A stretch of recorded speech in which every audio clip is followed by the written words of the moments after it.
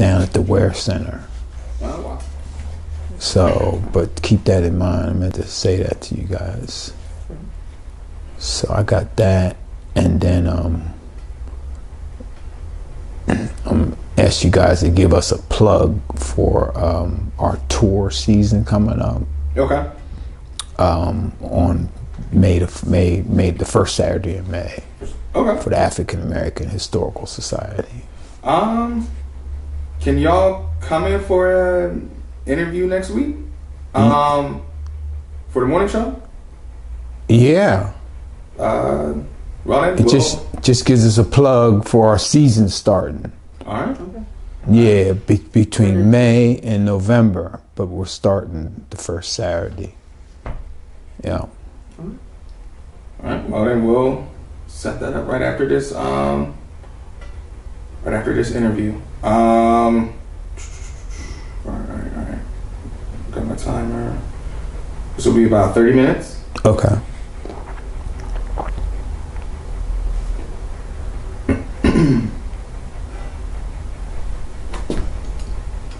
All right. And you'll be taking a look at Whitney. And can I have your first and last name, please? Take a look at Whitney. Yeah, Nelson Polite Jr. Can I have the spelling of that, please? Nelson, Nelson, Polite, Polite, Jr. All right. And your title in the community, what would you say that you are? I probably would say I'm the president of the African American Historical Society of South Central Pennsylvania. All right. All right. So, first question. Can you tell us your experience with the Conestoga River? How did you first get introduced to the Conestoga River? Yeah, actually, first was through my father, and we fished down there. Yeah, he was a pretty regular fisherman, and that's how we got introduced to it. Yeah, we would actually fish down there and take them home and eat the fish, out of there, right? So, my first introduction. So then you got started there with a family experience then. Yes. So then how did it lead to eventually swimming in the river? Okay, as we were on our fishing the times that we would fish down there, he said that that's where he swam at. My father, Nelson M. Polite Sr. And he said at that particular time that the river creek was fairly clean, but now it had gotten a little bit more polluted, so he didn't want us, meaning his children, to swim down there. So we could fish, but not swim. So then, were you all allowed to swim down there? No.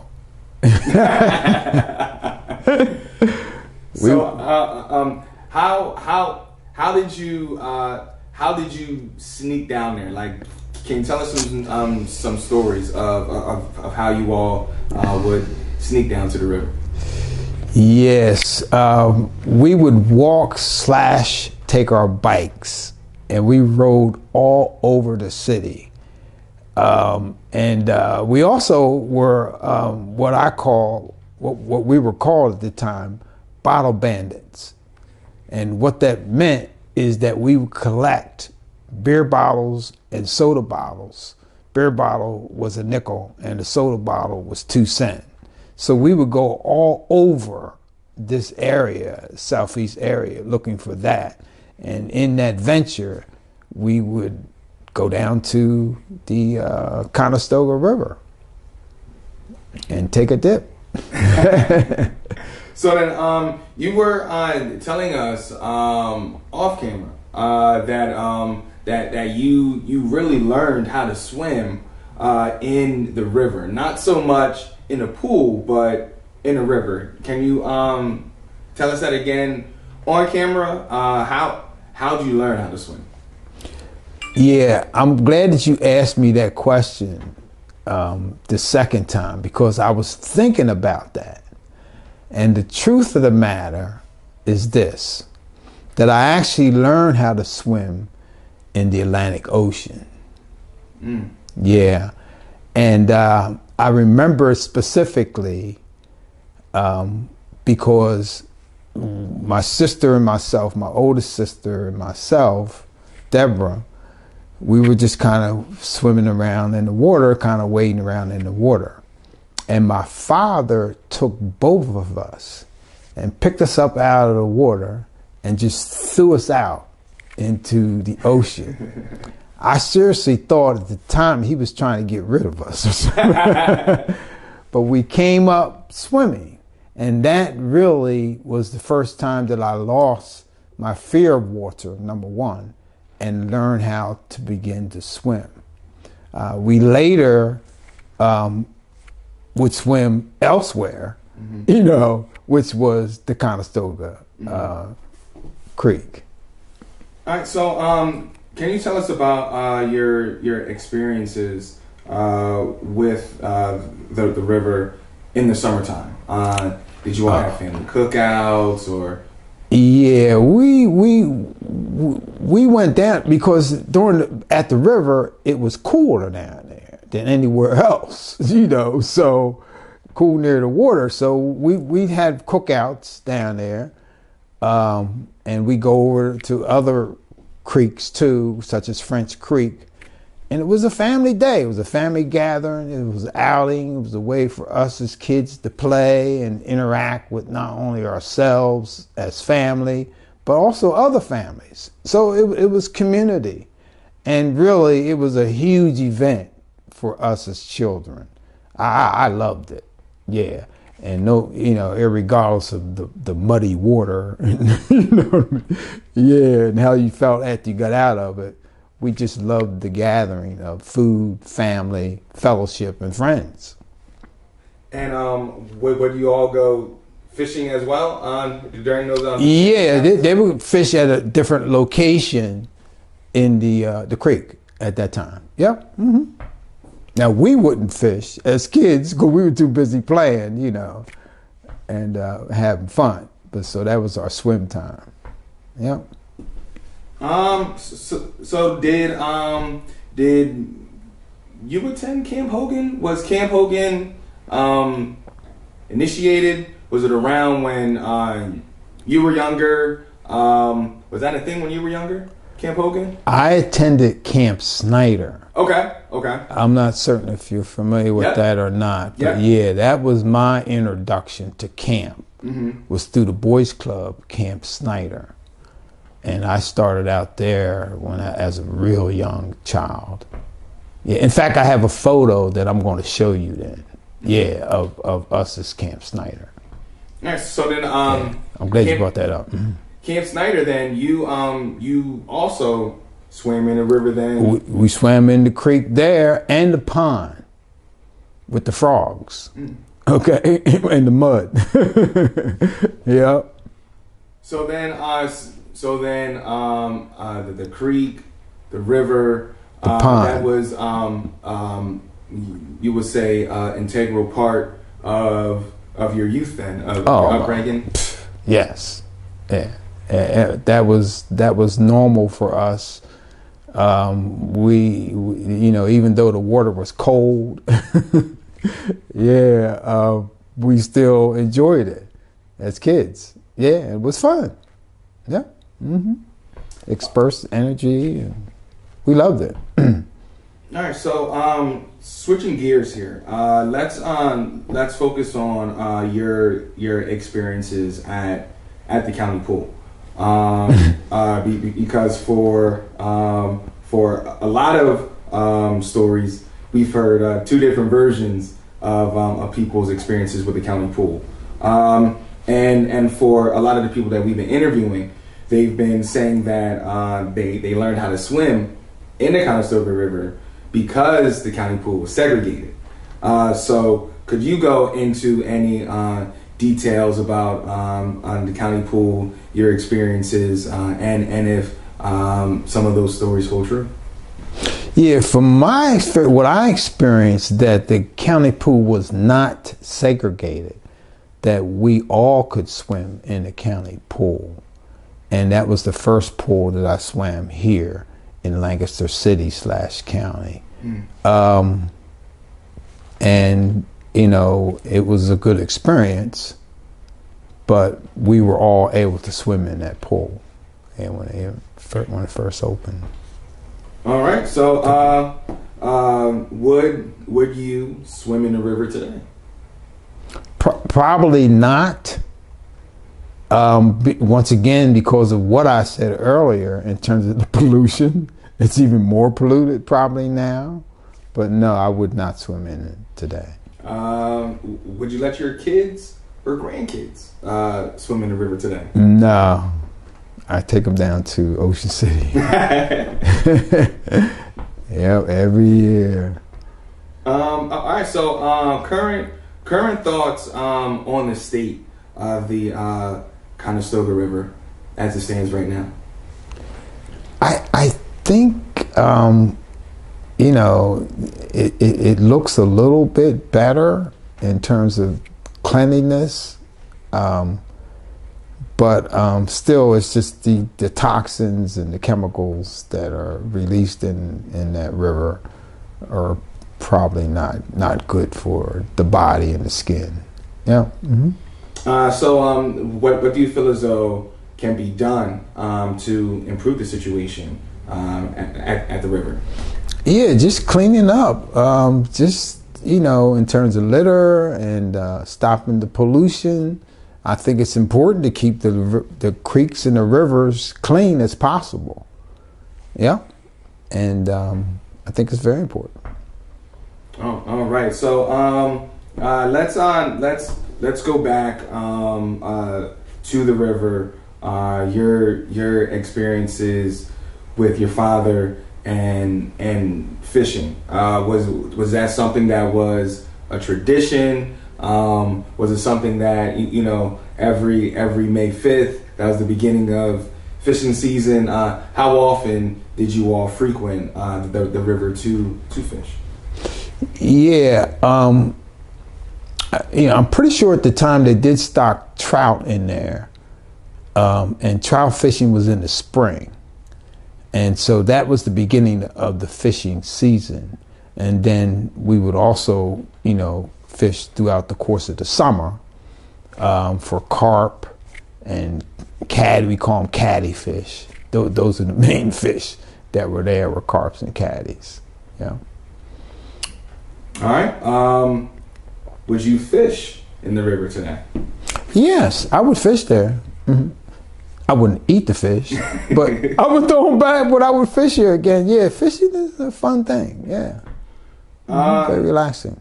And then you brought up experiences with other bodies of water as well, other creeks and Susquehanna River. You brought up. Can you tell us about your experiences with those other bodies of water as well? Yes. Let me just tell you also about another location on the Conestoga. Mm-hmm. It's where the dam is at. I'm not certain if you guys know where the location is at or not. It's on all the way out Chestnut Street. And there's a bridge where the railroad track goes over top. Mm-hmm. It's the way that you go to, I think that's Chestnut Street or Walnut Street, that leads you to the expressway. Mm-hmm. Yeah. Well, there's a dam there. The dam, yeah. Now that part was the real dangerous part. Mm-hmm. Yeah, to swim in because of the dam. Yeah, I do want to mention that part. We call that the Pogie. Yeah. Mm-hmm. But anyhow, my mother, her sister, and some aunt and uncle lived in Columbia, and they raised their children in Columbia, and we would go visit.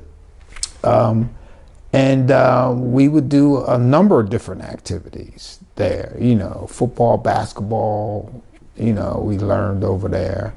But amongst them, she had 4 boys and me. Okay. And so we would find our way, you know, with these old sneakers that we would put on, and find our way down to the Susquehanna River and have a afternoon down there swimming and playing. Yeah. Mm-hmm. You know, old sneakers, because there was rocks in there and there was also glass, probably. Mm-hmm. All right. Whit, you can ask away. All right. Did you ever swim in like Maple Grove or? No. Okay. All right. So before County Pool had opened up, it was just the river and the creek, and that was the only. And the ocean. And the ocean. Those were the only places that you. That was it. Were there any other places in Lancaster or Lancaster County that were places to swim, but just you weren't allowed to swim? It was 2 places, Maple Grove and Rocky Springs. Yeah, Rocky Springs had a pool. So we would have the annual cookouts out there and festival at Rocky Springs annually. People would come from all over. And it just so happens that the day that the black people would come out there, the pool was closed for repairs. So we never had an opportunity to swim in their pool. Yeah, and then in later years we picketed and marched and against the pool. I do have you probably seen that sign. Yeah, with my father holding the sign up. That's for Rocky Springs. And what was that outcome from? I guess essentially protesting. Yeah, we were protesting. Yeah. And eventually the pool closed. We still never swam. We never had an opportunity to swim, and it just shut down. Yeah. Mm-hmm. And what was it like for Maple Grove? Yeah, I never went out there. I never even went out there, so I can't really speak on Maple Grove. Okay. Yeah, I knew about it, but that was about it. Yeah.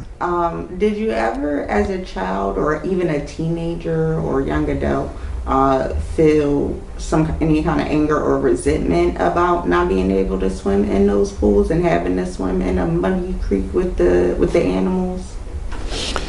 Not really, because it was what we knew, and it was part of the other parts of segregation here in Lancaster and in the North. So it was in a sense norm, but also as long as we were together in the creek, river, or ocean as family, we were fine. Yes.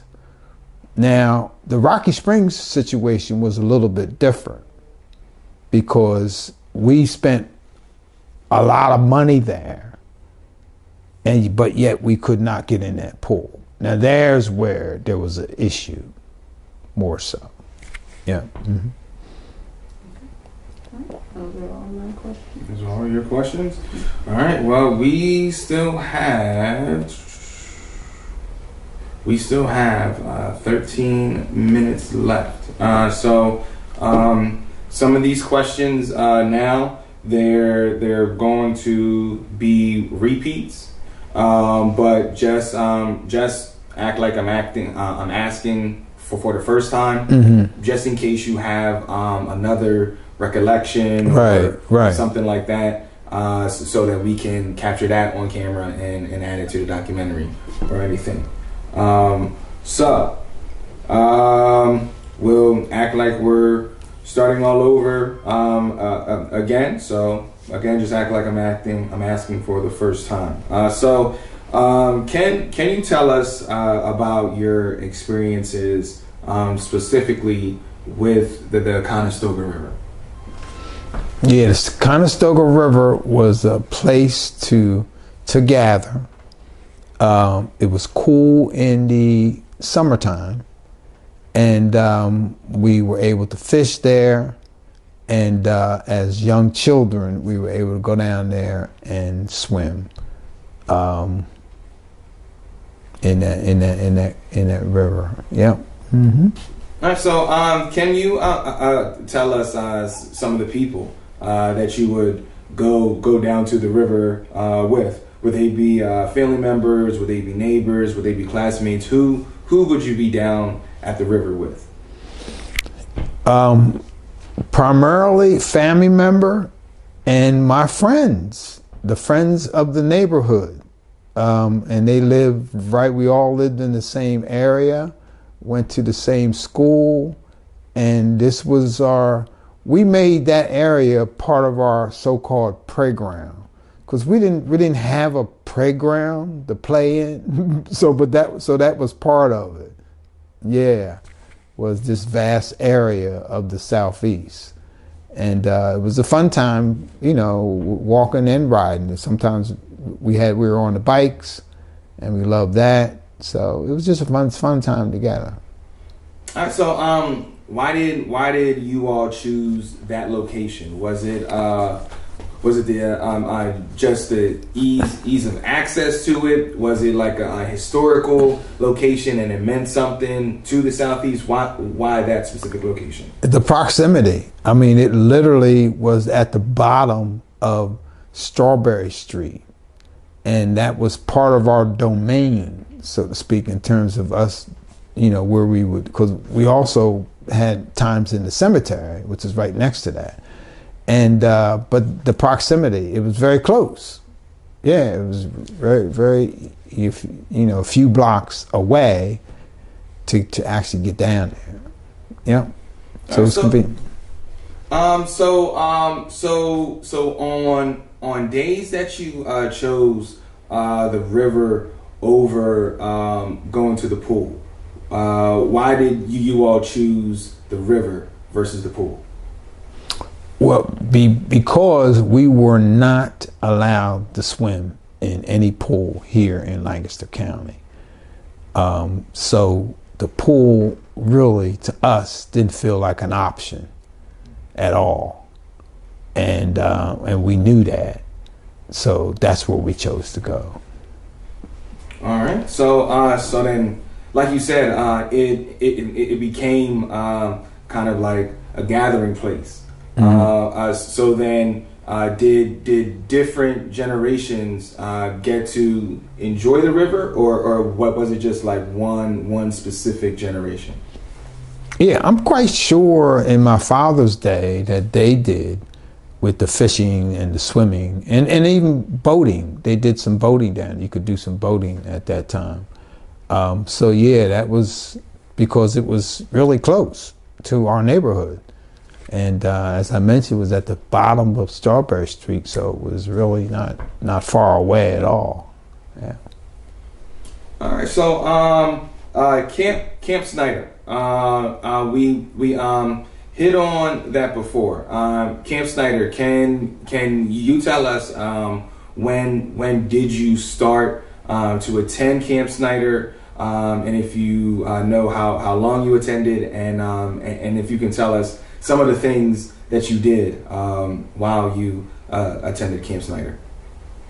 Yeah, Camp Snyder was really the first place that really taught me about the outdoors, because we spent time there, a lot of time there. Basically, Camp Snyder was pretty much all summer long, and was a way for us as young kids to keep us busy and keep us active and keep us off the so-called streets at the time.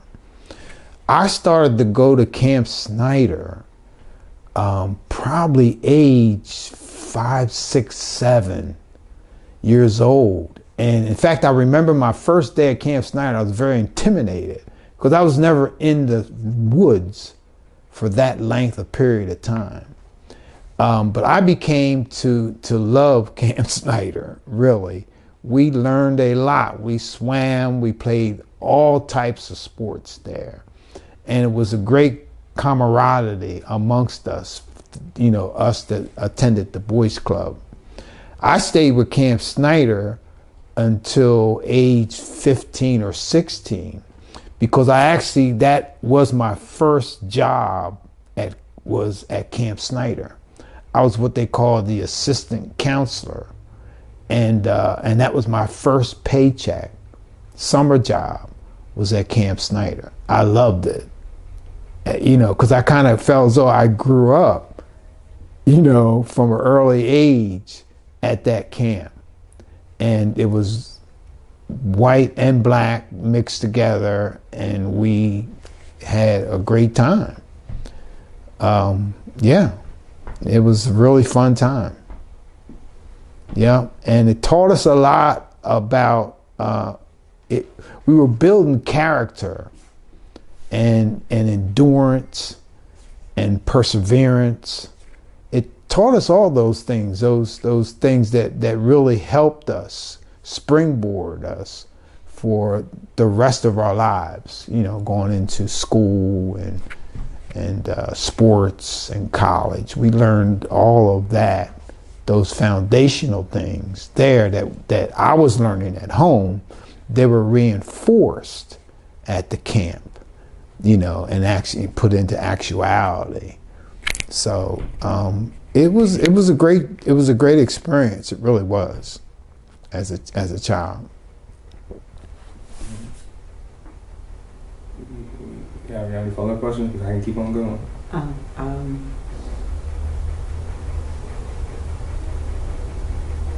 So, did you have any experiences having shared stories with your white peers about having different swimming experiences? I did not. Yeah, because I felt that they wouldn't understand what I was saying because they hadn't had that experience. Okay. They weren't, they hadn't had that experience. Now, at the first time I probably swam with other white people was at the Camp Snyder. We all swam together. Okay. So segregation there with anything. Yeah. So did you all swim in the pool or swim in the river when you were at both? Camp Snyder? Yeah, we had a makeshift pool that they made later, and then we swam in the creek and in the pond and in the pool. You had all three down there. Yeah. Mm-hmm. And you call it the Conestoga Creek? It was yes, Creek? Because the Susquehanna River was the river, and then it's Conestoga Creek. I'm glad you picked up on that because I always called it that. Yeah. So let's hone in on that right there, because that's something that Gerald Wilson told us yesterday, that it used to be called Conestoga Creek.